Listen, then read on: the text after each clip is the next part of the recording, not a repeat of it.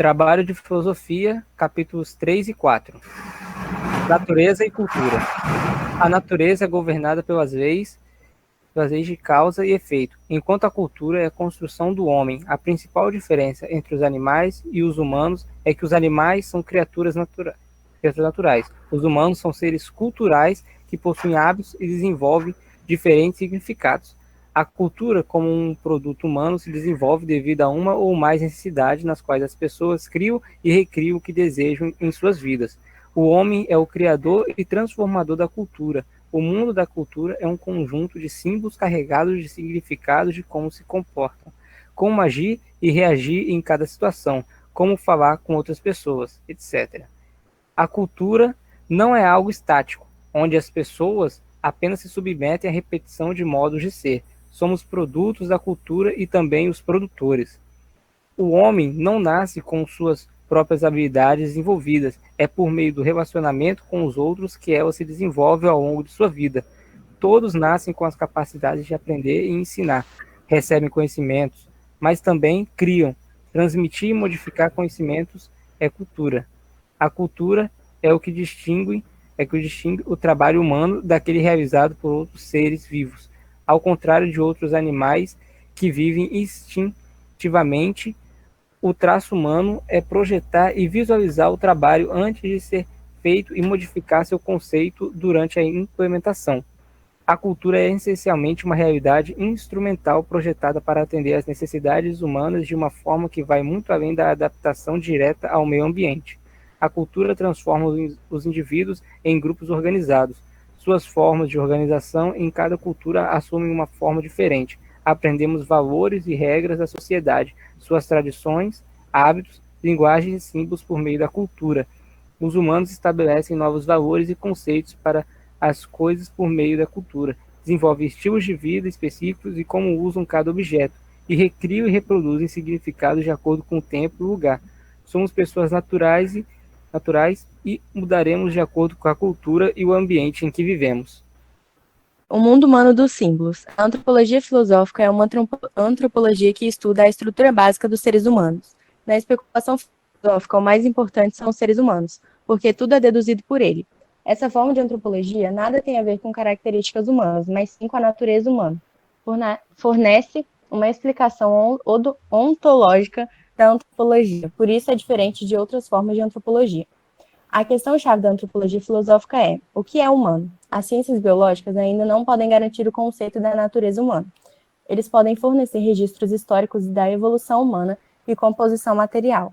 No entanto, a antropologia usa dados fornecidos por outras formas de antropologia, como os dados fornecidos pela antropologia das características humanas, a saber, biologia, sociologia, psicologia, etnografia, arqueologia, história, mas interprete esses dados à sua maneira e tente unificá-los em uma teoria abrangente. Na história, a formação do pensamento das pessoas ocorreu de diferentes maneiras. A antiguidade envolve o universo e olha para os humanos relacionados a ele. Na Idade Média, ele era um membro dos mandamentos de Deus. Na modernidade, o ser humano se estabeleceu, mas principalmente como sujeito ou racionalidade. No pensamento contemporâneo, o homem está ciente das limitações dessa estrutura e descobriu que perdeu tudo, inclusive sua própria personalidade. E principalmente depois de sacrificar a vida de conceitos abstratos e ilusórios, agora está diante do nada. Os humanos são criaturas que se encontram constantemente, uma criatura que deve verificar cuidadosamente as condições de sua existência em todos os momentos. Este é o seu dever básico.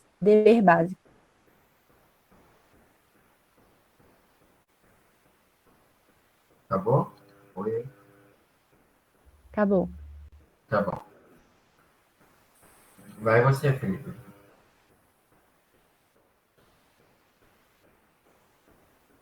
Não, não é linguagem, é...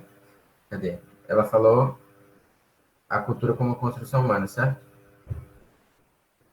Não, eu falei o mundo humano dos Agora você fala a símbolos. cultura como construção humana, Felipe.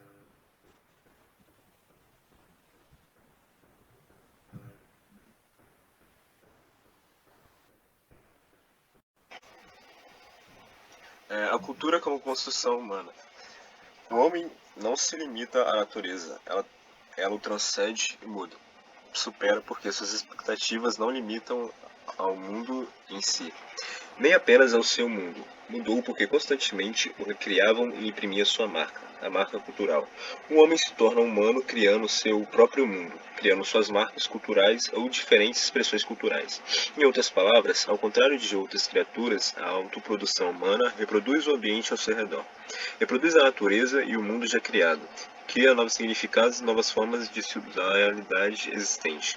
Esse processo de refazer e reformular é uma das características culturais. A cultura é uma das características definidoras de um ser humano. Tanto que você pode dizer: isso mostra que, embora haja uma diferença entre o natural e o cultural, estar tão próximo da cultura é quase essencial. Com a ressalva de que criar cultura é natural para as pessoas, o homem é um ser cultural, mas a cultura não é tudo no homem. Essa capacidade lúdica permite ao homem reproduzir o mundo, dinamizando a existência dos existentes.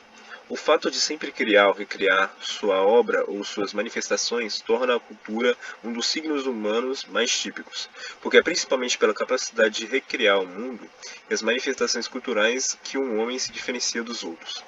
Além disso, do ponto de vista de sua distinção de outros animais existentes, apesar da semelhança com outros animais, também existem diferenças significativas e a cultura entre eles.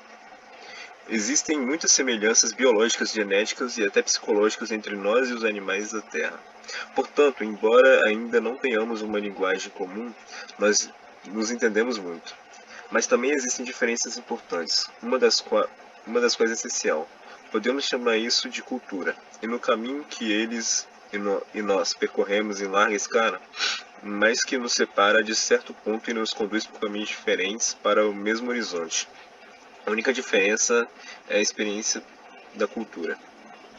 Vários outros seres podem ser produtivos ou sociais, mas só o homem é cultural porque é capaz de reproduzir consciente e deliberadamente o seu mundo, que existe apenas para o homem como manifestação cultural.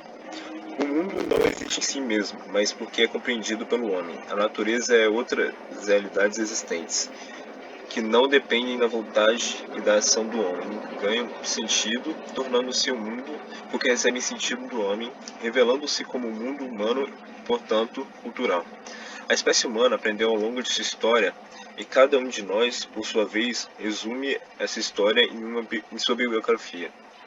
Porque aprendemos tudo o que aprendemos um por um durante a infância e ao longo de nossas vidas. Aprendemos a ser quem somos, viver como vivemos, sentir e pensar o que sentimos e pensamos. Criamos, fazemos ou transformamos tudo o que nós mesmos ou juntos criamos.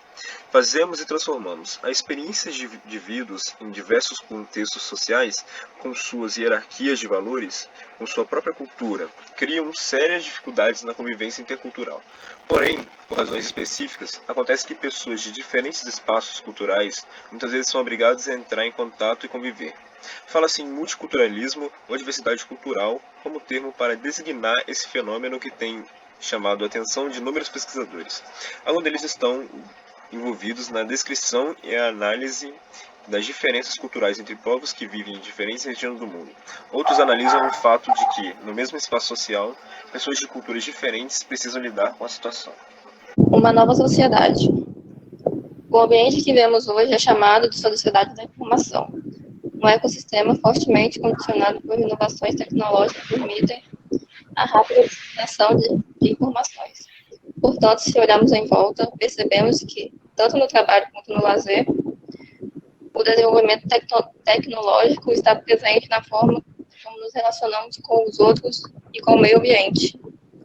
Essas inovações tecnológicas estão principalmente relacionadas às tecnologias de informação e comunicação, que se tornam um pilar fundamental em todos os ambientes e na nossa sociedade, no campo da educação. A partir da informação, o homem cria um conhecimento que é disseminado e assimilado para criar ainda mais conhecimento. Isso cria uma espiral de desenvolvimento e evolução que nos leva a uma possível mudança do que se pode denominar sociedade da informação e do conhecimento.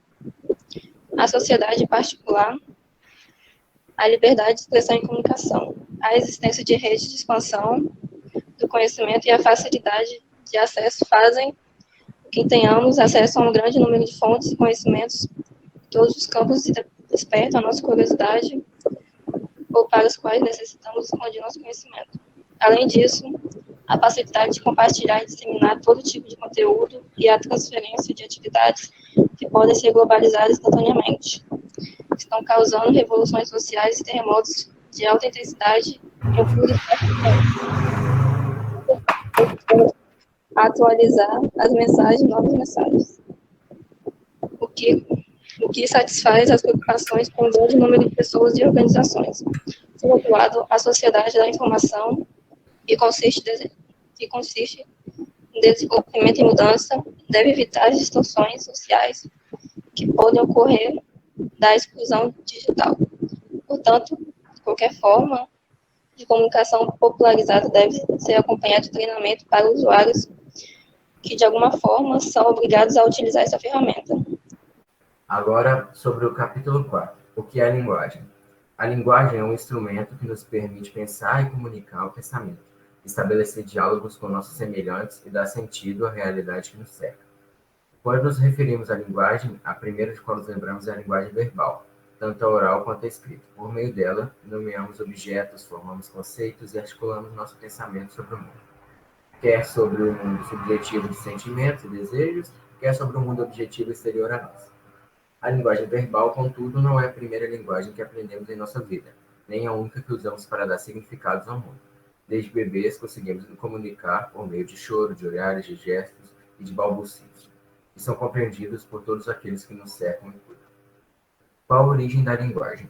A origem da linguagem é resultado de um processo de socialização do ser humano, que é estimulado pelo meio em que se vive, no qual ocorre a adequação dele e a transformação, proporcionando associações de diferentes áreas sensitivas, perceptivas e motoras. Pensamento. O pensamento precede a linguagem, que também é considerada outra forma de pensamento. A etapa das imagens mentais precede a primeira palavra da criança. As imagens mentais, segundo estudiosos, são cópias ativas da realidade que é organizada pelo cérebro. É de extrema importância que fique bem esclarecido que, ao fazer referência da palavra imagem, a primeira coisa que vem em mente são as imagens, porém não se restringe aos modelos visuais.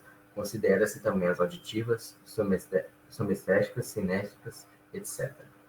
E possuem alguns tipos de linguagem. Um deles, que, como eu já disse acima, é a linguagem verbal, que é a mais conhecida e mais utilizada por a gente, mas também tem a linguagem não verbal, que é aquela linguagem que é representada por imagens, gestos, etc. Amanda fez a pesquisa, mas não apresentou o trabalho.